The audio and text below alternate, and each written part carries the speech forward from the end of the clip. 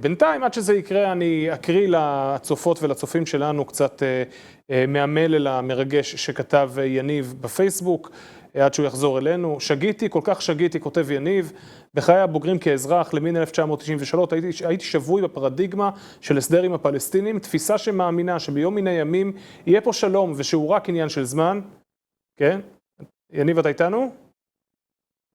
לא, עדיין לא.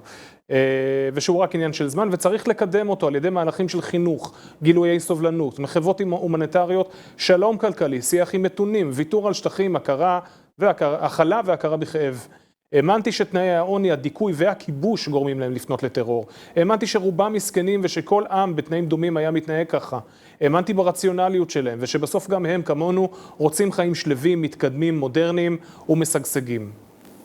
זה לא שלא הכרתי את הטרור ואת זוועותיו, הכרתי היטב את חמאס, ג'יהאד, חזית עממית, תנזים וכל יותר ארגוני הטרור ואת מה שמניע את פיגועי הבודדים.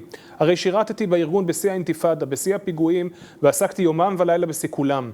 נחשפתי לכל, לתמונות, למודיעין, למניעים, לשיטות, לכוונות, זה תמיד זעזע והיה קשה מנשוא. באינתיפאדה המדממת 2001 עד 2005 אדם רתח, וגם אחרי טבח משפחת פוגל ב-2011, אז כבר הייתי בצד השני, בחטיבה היהודית, אבל תמיד זה היה מוסגר, מובחן, מופרד, יש טרור ויש את העם הפלסטיני, רובו לא כזה. וגם הטרור יש לו מטרות רציונליות, התנגדותו לשם קידום הפתרון הרצוי עבורם. אמנם ידעתי שאלה לא מטרות החמאס והג'יהאד, אבל עדיין, הם סוכלו משמעותית בגדה ובעזה, הם ממילא מתוחמים במדינה משלהם, ויש להם הרי גם אחריות על הנעשה בה.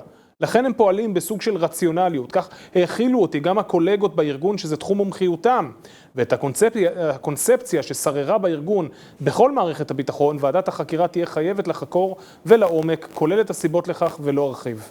אבל, כותב יניב, הכל קרס ב7 באוקטובר. צדקו כל הריאליסטים שהזהירו והתריעו שנים, הם מתכוונים למה שהם אומרים וכותבים, הם כאן כדי להשמיד אותנו, אי אפשר לסמוך עליהם, על כולם, שום דבר לא השתנה אצלם מאז פרעות תרפ"ט, ואני מדבר על הריאליסטים הביטחוניסטים, אלה שאמרו זאת רק ממפוקחות וחשדנות ביטחונית, לא אלה שאמרו זאת מתוך אמונה דתית, הבטחה אלוהית ומשיחיות. על אלה אני לא סומך גם כיום. אבל הריאליסטים, הרוויזיוניסטים, הביטחוניסטים הניציים צדקו, או כמה שהם צדקו. זאת טלטלה, התפכחות אדירה, אי אפשר עדיין להקל אותה במילים, זה תהליך, כל דפוסי החשיבה יושפעו ממנה. השואה שעבר חלק מעם ישראל בעוטף בתוך מדינתנו הריבונית, בחג שמחת תורה תשפ"ד היא דבר שלעולם לא עלה על הדעת. היא הדבר שאותו קמה המדינה למנוע. צוואתו של האירוע הזה, של מעל 1,400 נרצחים, היא שהעם היושב בציון התפכח. איש בל יאחוז בעמדות שאחז בהם יום קודם. אין עוול קוגניטיבי ואינטלקטואלי גדול יותר מאשר לא להפוך במחשבות ולא להתאים את ההבנות לשינוי במציאות. זה קורה, זה צריך לקרות וזה יקרה, מה שהיה הוא לא שיהיה. זהו אנחנו רואים, וזה דורש מעבר מהכלה להכרעה מוחלטת. אי אפשר להיות כבשים שחיים עם זאבים, ואי אפשר לבקש מזאבים בשפה כבשית להתחשב בכבשים. אפשר בהחלט להחליט שלא מתאים לחיות פה ולהגר למקום שיש בו רק כבשים ומראה ירוק. פה במקום הזה צריכים להיות אריות שמחסלים את הזאבים, ורק ממקום של כוח לייצר כאן חיי שלווה, שגשוג וביטחון. מי שזה לא מתאים לו, לגיטימי לגמרי שיעזוב, בלי טיפת שיפוטיות. אני מניח שזה גם יקרה שתהיה נדידה משמעותית של אנשים שלא יעשו את האדפטציה, כי כמה כבר אפשר לחיות בהחשה ובדיסוננס. לא כולם בנויים לחיות על הכוח ועל החרב, אבל דבר אחד בטוח, לעולם לא עוד. לעולם עמדות עדינות ורופסות לא תשפענה או תנהלנה את המדיניות הביטחונית במדינה הזו, לא ברשות המבצעת, לא ברשות המחוקקת ולא ברשות השופטת, זהו צו החיים החדש. תקראו לו איך שבא לכם, זה לא מעניין אותי יותר. אנחנו כל כך מפחדים מתיוגים ומקטלוגים מביליים עד שאנחנו שוכחים את ההגדרה הבסיסית שלנו, בני אדם חפצי חיים. זה הכי מוסרי לחיות פה בביטחון ולמגר את הרשע. אלה היו דברים במלואם של יניב כהן אביעד. כן, אלה הדברים במלואם, וצריך לומר שיוני כהן אביעד בהקשר הזה לא לבד, ראינו ושמענו לאורך הימים האחרונים, אפשר לקרוא לזה ממש תנועת ההתפכחות, מצד גורמים שונים בשמאל, ואני מכיר אחרת, עוד מעט יניב יצטרף אלינו מחדש ונוכל לשאול אותו יותר בפירוט. אני אומר שאנחנו בבעיה, אנחנו בימין, אנחנו האלה שצדקו לאורך כל הדרך, נמצאים בבעיה שהיינו בה בעצם כל הזמן, אנחנו לא אומרים מה כן. לאורך כל השנים האלה צדקנו כשאמרנו לא. לא לתת להם רובים באוסלו, לא לתת להם אפילו לא רבע מדינה באוסלו, לא לתת להם את גוש קטיף, לא לתת להם את האסירים ששחררנו בגלעד שליט, תמיד אמרנו מה לא, ואת התשובה לשאלה מה כן, די הזנחנו. רק ב5-6 שנים האחרונות יש מי שהתחיל לדבר על ריבונות ביהודה ושומרון, אבל הדיבור הזה היה קלוש מדי, הוא היה תלוש מדי, הוא היה נטול הקשר הרבה יותר מדי פעמים, במובן שאף אחד בדרג הפוליטי לא התייחס ברצינות לאותן צדיקות, נדיה מטר ושותפותיה, שמדברות כבר כמה שנים טובות על ריבונות. כן, הגיעו להשתתף בכנסים, כן, כתבו מאמרים לכתב העת שלהם, אבל בתכלס, לתרגם את זה למדיניות, הדבר הזה מעולם לא קרה. אז עכשיו יש גל התפכחות בלתי נמנע בשמאל. לא אנחנו, הימין עשה אותו. מי שעשה אותו זה האויב המנוול, הנאצי מעזה, שעשו פה מעשים שלא ראינו ולא רצינו לראות, ואינשאללה שלא נחזה לעולם שוב בימי חיינו, לא כלפינו ולא כלפי אף אחד אחר. אז השמאל מתפכח. רבים מאוד בשמאל מתפכחים, אבל מתפכחים לאן? מהי העגלה המדינית המלאה שהימין צריך להציג למי שחי כל חייו בשמאל, בהתחלה על חזון העוועים של שתי מדינות, אחר כך על החזון ההזוי והמסוכן של אין פרטנר, ועכשיו תפיסות העולם שלו התפוצצו לו בפנים. אנחנו יודעים מה יש מאחורי וילון מספר 2, אנטי ציונות מוחלטת, ירידה מהארץ והתפוררות של החברה, זה אנחנו יודעים בבירור, אבל מה אנחנו מציעים? זאת שאלה שאין לנו תשובה מספיק טובה עליה. ריבונות ביהודה ושומרון בהחלט כן, אבל איך מגיעים מכאן לשם? כי השמאל כל הזמן ידע להגיד איך אנחנו מגיעים מהנקודה שבה אנחנו נמצאים לשתי מדינות לשני עמים. תמיד היו לו תשובות, התשובות אף פעם לא היו נכונות, הן תמיד היו קטלניות, מסוכנות, נאיביות, והתפוצצו לכולנו בפנים רק לפני 3 שבועות, אבל הוא תמיד ידע להגיד מה התשובה. למה אנחנו מפחדים? למה אנחנו מפחדים להגיד שמחר בבוקר צריך להפסיק את השלטון הצבאי ביהודה ושומרון, בהחלטה אחת של שר ביטחון? למה אנחנו מפחדים להגיד שהמטרה של המלחמה הזו, שמה שאנחנו, אלה שניצחו בבחירות וזכו בבחירות ובזכות, לא רק לבצע את המלחמה הזו באמצעות המנהיגים שאנחנו בחרנו, אלא גם לקבוע את יעדיה, להגיד אנחנו דורשים התיישבות יהודית חדשה ברצועת עזה, משום שההיסטוריה המדממת של המדינה שלנו מוכיחה שזו הדרך היחידה להבטיח ביטחון, לא רק לאנשים שגרים באותן מובלעות בתוך האויב הערבי, אלא גם לאזורים הרבים שמקיפים אותם. טבח שמחת תורה חשף הרבה מאוד שקרים, הרבה מאוד טעויות. אחת מהטעויות, שלא לומר שקרים, הבוטים ביותר שהתנפצו אצל סלעי המציאות, זה האמירה שהאזרחי ישראל שולחים מהקיבוצים, מתל אביב, את ילדיהם כדי לשמור על הביטחון של כמה מתנחלים, 3 מתנחלים וכבש באיזה גבעה, משלמים במחיר דמם את האידיאולוגיה המשיחית הקיצונית של כמה מתנחלים שגרים בגבעות, ואם רק נצא מהשטחים, אז הצורך הזה לא יהיה, משום שתהיה שם מדינה פלסטינית שתדאג לביטחונה, ואנחנו נוכל על גבולות הקבע הבטוחים שלנו לדאוג לביטחוננו.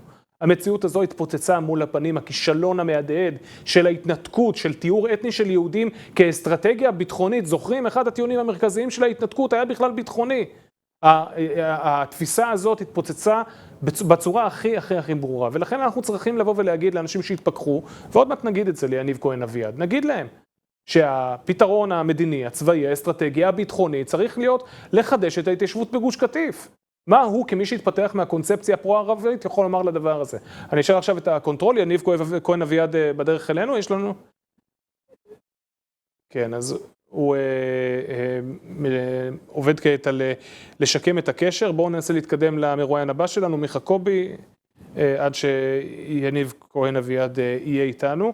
אז זה לגבי היעד המעשי. עכשיו אני רוצה להמשיך קצת יחד איתכם, צופים וצופות יקרים, עד שיצטרף אלינו מרואיין, את השיחה שהתחלתי מוקדם יותר עם יפעה סגל, על מהו יעד מדיני. איך מגיעים ליעד מדיני ברור? קודם כל צריך להבין מה זה בכלל יעד מדיני, להבדיל מדברים אחרים. לשטח את עזה זה לא יעד מדיני, זו סיסמה, והיא לגיטימית, והיא מותרת, ואפשר לשאוף לזה, ובוודאי שאפשר גם לעשות את זה.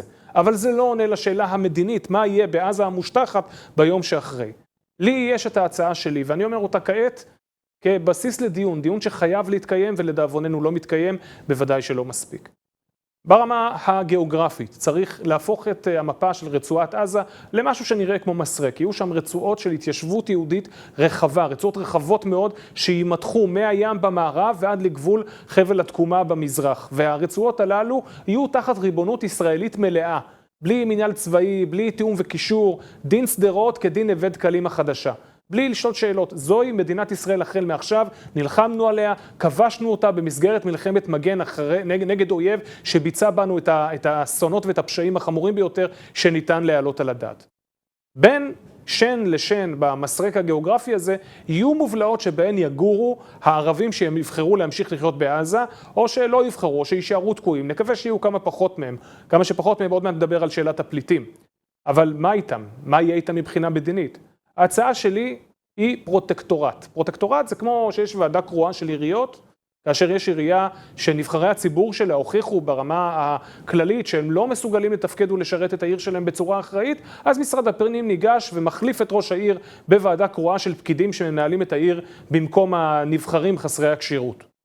זאת פרוטקטורט זה אותו קונספט רק ברמה המדינית, לאומית כללית. אז ערביי עזה ינוהלו על ידי פרוטקטורט שינוהל על ידי 3 מדינות, ארצות הברית, ישראל ואיחוד האמירויות. אני לא ממציא פה את הגלגל, יש הרבה פרוטקטורטים שפועלים בצורה הזו ברחבי העולם, והרבה מאוד גופים של האו"ם, משלחות של האו"ם, אם ניקח לדוגמה את יוניפיל שמתיימר לחצוץ בינינו לבין האויב בגבול הצפון, אז גם שם אם תיכנסו לאתר של יוניפיל תראו שיש מדינות מסוימות ששולחות אזרחים שלהן לשליחות בגוף הזה, ואם אנחנו נדבר על אונדוף, הגוף שפועל בירושלים, אז גם שם יש מדינות אחרות, יש חפיפה מסוימת שפעילות במדינה הזו. אז יהיה גוף של האו"ם שישלחו אליו שליחים אך ורק 3 מדינות, אך ורק 3 מדינות שאנחנו יכולים לסמוך עליהן, ואני רוצה להסביר למה אני רוצה להכניס לשם את האמירתים. יש לכך 2 סיבות. ברמה העקרונית, פרקטית, רעיונית, הרבה יותר נכון שמוסלמים ישלטו במוסלמים.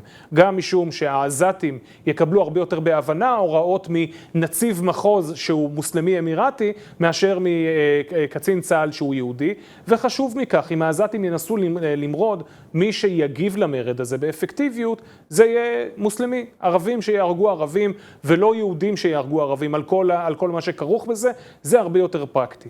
הסיבה השנייה היא סיבה גיאו-אסטרטגית. הסכסוך הזה הוא חלק מהסכסוך הישראלי-ערבי, אבל הוא גם חלק מהסכסוך הסוני-שיעי, וחלק מהסכסוך האיראני והלא איראני במזרח התיכון, וכמובן חלק מהתנגשות הציביליזציות המפורסמת. להכניס לאזור שלנו, מדינה אחרת מהאזור שלנו, שהיא המדינה הלא יהודית הברורה ביותר והנחרצת ביותר בחזית שנוצרת מול איראן, זה לשדרג את המעמד שלה. זה גם לשדרג את המעמד של המלחמה הזו מאירוע בתולדותיו של הסכסוך הישראלי-ערבי לאירוע אזורי, לאירוע איראני, פרו-איראני מול אנטי-איראני. וזה אינטרס גיאו-אסטרטגי של ישראל להגדיל את זה בצורה הזו, ולכן בפרוטקטורט המשולש הזה צריכה לעניות דעתי לשבת גם נציגות של איחוד האמירויות. הפרוטקטורט הזה יקבל אליו את כל הכספים שאירופה תתרום כדי לשקם את עזה. והפרוטקטורט הזה, כאשר לנציגות הישראלית יש בו זכות וטו, הוא שיפקח על השקעת הכספים. אבל בחוקה של הפרוטקטורט הזה יהיה תנאי, והתנאי יאמר ש80% מהכספים שמושקעים באמצעות הפרוטקטורט בשיקום עזה, מושקעים על ידי ביצוע של חברות ישראליות. זה מודל שאנחנו לוקחים מתוכנית מרשל. אחרי מלחמת העולם הראשונה, גרמניה הפסידה במלחמה כידוע, והעולם עשה לגרמניה את מה שמנצחים עשו למפסידים במלחמות העולם מאות שנים לפני, חייב את גרמניה לשלם הרבה מאוד כסף למדינות המערב שנאלצו להקיז דם ומשאבים מרובים כדי להציל את העולם מהאיום הגרמני במלחמת העולם הראשונה.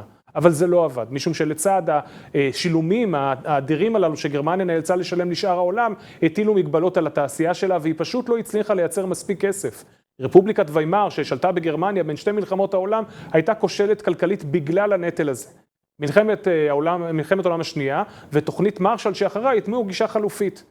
יהיה כסף שישמש להשקעה בגרמניה, לשיקום שלה, כפיצוי על מה שהשקיעה ארצות הברית והשקיעו יתר מדינות הברית